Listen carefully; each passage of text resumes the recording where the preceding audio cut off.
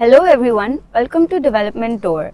I'm your host Eesha and I'm joined here with Laiba, Amna and Hajira, and we're students of social sciences. Our clinical psychology professor, Dr. Muzaffar, has assigned us this task to discuss something very important today, which is delusional disorder. It is a very rare disorder that is often misunderstood. So let's start by unraveling what delusional disorder really is. Delusional disorders are mental illnesses which are characterized by the presence of one or more persistent delusions. Delusions are basically fixed false beliefs that remain despite any clear evidence. Individuals who have this disorder often maintain normal cognitive functions and behavior in areas which are not affected by their delusions. This means that they continue to function and socialize normally and they do not have a unusual behavior. Okay, so what type of delusions might someone with delusional disorder experience? So, in order to diagnose someone with delusional disorder, we need to first identify the type of delusions that they're facing. So, in total, there are 6. So, the first one is the persecutory delusion. So, here the person has this core belief that somebody is conspiring against them, they are being cheated on, or somebody is spying on them. Moreover, they feel like they're being followed, or they will get drugged or defamed by someone. Similarly, they also have this belief that there are certain hindrances that come along the way while they're trying to achieve their long-term goals. However, it is also important to understand that this belief is not only limited to the person himself or herself. They also have this delusional belief that someone close to them would be mistreated or would be physically harmed, and they take up that belief to the authorities and repeatedly file complaints. So that is what persecuted delusional is. So the second type is the grandiose delusional. So here the person has this core belief that they have this exceptional talent, this unique insight, and that they have made significant contributions and discoveries in their life. They have this strong, exaggerated sense of worth, identity, knowledge, and power. So the third type is the erotomanic delusion. So here the person has this delusional belief that somebody is in love with them, that someone can be a famous person, a stranger, or someone significant in their life. This leads to the person in being involved in stalking behavior, or they make constant attempts to get in contact with the person that they believe is in love with them. Then the fourth type is the somatic type of delusion. So here the person is constantly preoccupied by bodily functions and physical sensation. They have this core belief that they have some sort of physical illness or issue, or that they have some medical condition. For example, a person might feel like they have some sort of bad body odor, or that they have a parasite lashed onto them.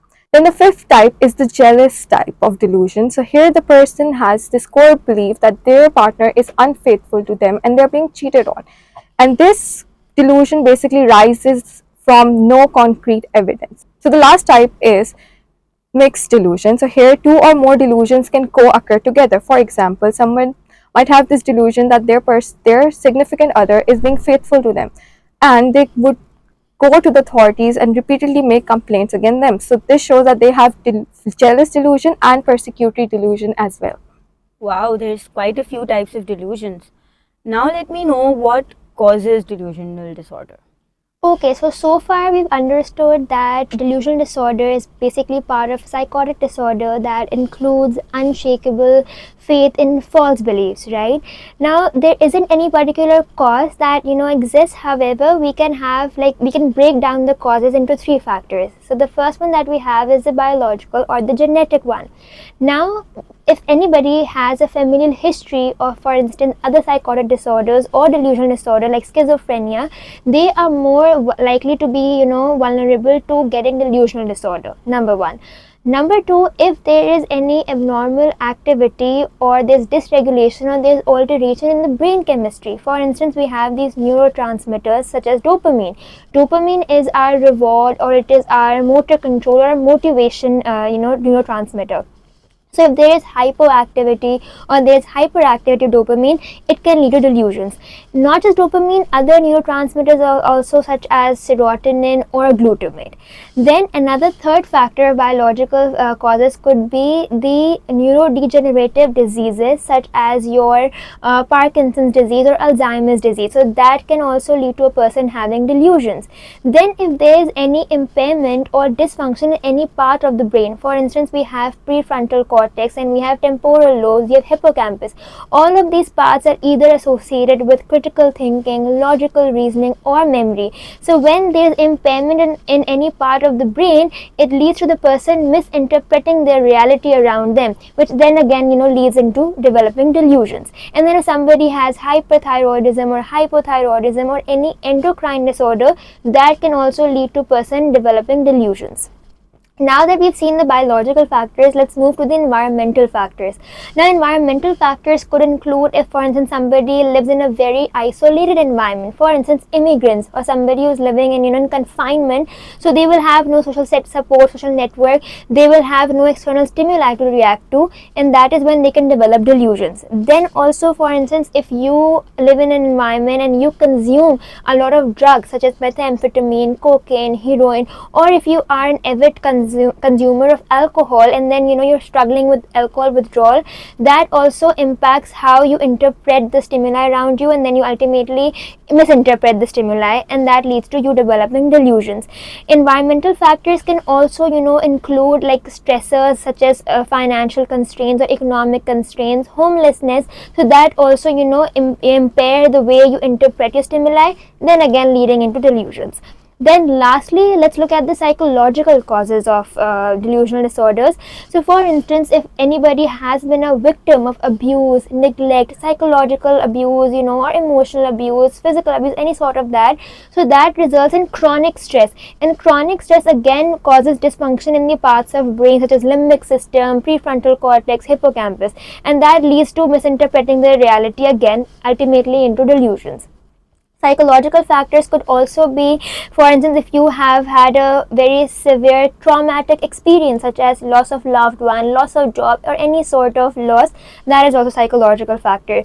So together all of these psychological, biological and environmental factors, they lead to delusions and ultimately delusional disorder.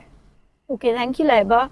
Now that we know the causes, Amna, can you tell us a little bit about the signs and symptoms of the disorder? So the most obvious sign of delusional disorder is the presence of delusions. Secondly, if a person is experiencing this disorder, they might lack self-awareness about the fact that their delusions are problematic. They are basically unable to accept the fact that their delusions are inaccurate, and if somebody is experiencing delusional disorder, they might have anger issues and violent behavior, and they might develop anxiety and depression as a result of their delusions. If we talk about the early symptoms of delusion disorder, which may include that the person with this disorder may have feelings of being exploited, or they may be preoccupied with the loyalty and trustworthiness of friends, and they may persistently hold grudges against others. With such complex signs, it's really important to understand the diagnostic criteria. So, Hajra, can you tell us a little bit about that? In order to give a proper diagnosis, we need to first evaluate the specific criteria that we have for the diagnosis, because without that, a diagnosis would be inauthentic. So the first criteria that we have is that the delusion should persist for a month or more. And then the second one is that the criteria A for schizophrenia, which states that a person should experience at least 2 of the symptoms, or which is hallucinations, delusions, disorganized speech, or catatonic behavior, should be unmet. So here what they mean is that in order to diagnose someone with delusional disorder, the criteria for schizophrenia should not be met. Then the third is that what's any sort of impairment that a person is facing should be due to delusionals mainly. It should not be due to any other sort of medical condition. Then the fourth is that if a person has some sort of manic or depressive episode, it should be briefer than the delusional period that they're undergoing or are going through. Then the last criteria is that if a person faces some sort of disturbance, it should not be due to any physiological effects of substance, medical condition, or other mental health conditions. Moreover, in order to give a more targeted diagnosis, we need to look at certain specifiers, such as we need to specify the subtypes. As we discussed, subtypes are the types of delusions. It includes grandiose, it includes erotomanic, it includes grandiose, it includes erotomanic. We have persecutory, we have jealous, we have somatic, and we have mixed or unspecified subtypes. Then we have to specify the content of the delusion, whether it's bizarre or not. Then we have to specify the course of the delusion. Lastly, we need to specify the current severity of the delusion that the person is facing.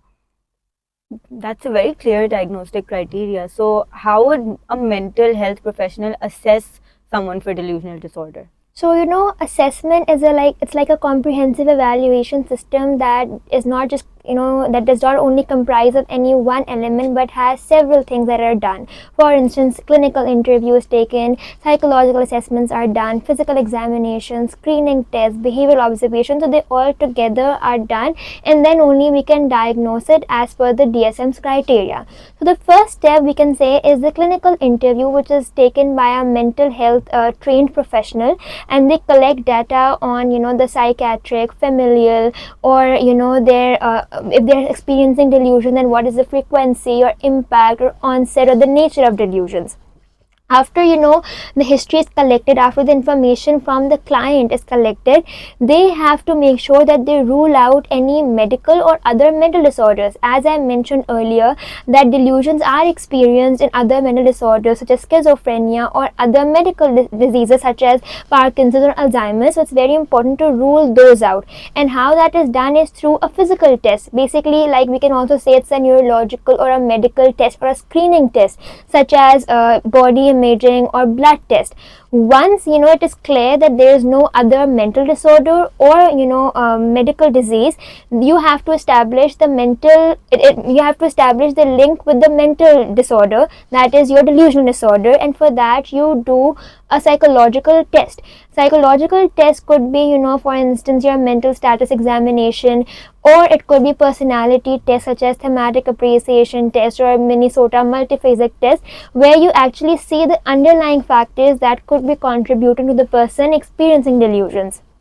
So once all of this interview is done, physical tests are done, psychological tests are done, that is when only you can diagnose the person as either having delusional disorder or not, and then you can treat the patient accordingly. Which leads us to the question that how can we treat delusions? So Eesha, could you please share some insights into that also? Okay, so it has a very complex nature, as we know. So it requires a very multifaceted approach, and it must include pharmacological, psychotherapeutic, and also a strong therapeutic alliance. So firstly, the first line of defense is pharmacological intervention, which targets the neurochemical imbalances that are associated with delusions. So the first line of defense is antipsychotic medications, right? And these drugs target the dysregulation of dopamine in your brain, which leads to delusional thinking.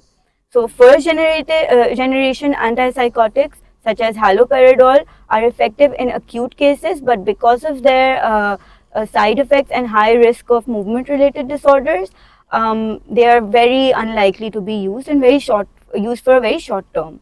And then second generation antipsychotics such as risperidone and olanzapine, they are mostly favored for this treatment. Why? Because they block the dopamine D2 receptors and they moderate serotonin activity as well.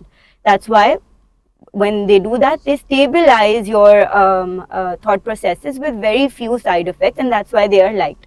However, some people might be resistant to this. That's why they are prescribed clozapine, and clozapine is considered a very effective alternative, but again it has some side effects. That's why it is not very widely used. So the most widely used is second generation antipsychotics. However, we must understand again that we should incorporate psychotherapeutic interventions as well, because they can work on the cognitive, emotional, and interpersonal challenges and that are associated with delusional thinking. So the first one and the most effective one is cognitive behavioral therapy, which where therapists avoid disrupting the client's delusion, and instead it encourages them to evaluate evidence for and against their delusion. That means it helps them rationalize whether their thought makes sense or not, which ultimately leads to a shift in their perspective, and this process is called cognitive restructuring. It weakens the delusional beliefs over time, and it also helps them get acquainted with coping strategies such as mindfulness and etc. to reduce anxieties, right?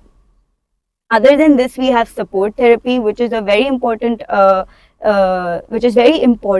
create a safe space for the client, so that they can open up and they can come out of their isolated bubble and also trust their therapist. And then other than that, you have psychoeducation, which is to educate and create self-awareness for the client and for the family members of the client, and also improve communication for them. And again, for family members, family therapy is also really important. Why? Because family therapy really helps to educate them again, and also to teach them to how to deal with their family members who are victims of delusional disorder.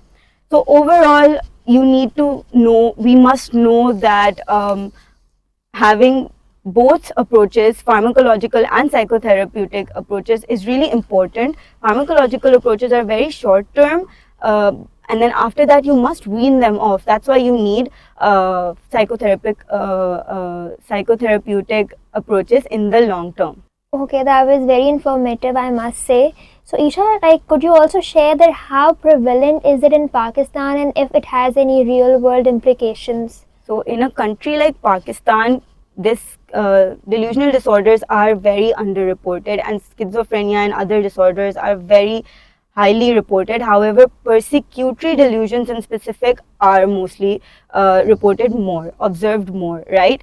So there's a case of this 52-year-old man, Muslim man, who grew up with being closest to his mother, but became unemployed very soon after when he grew up, because his father died, and so they had to shut down the family business.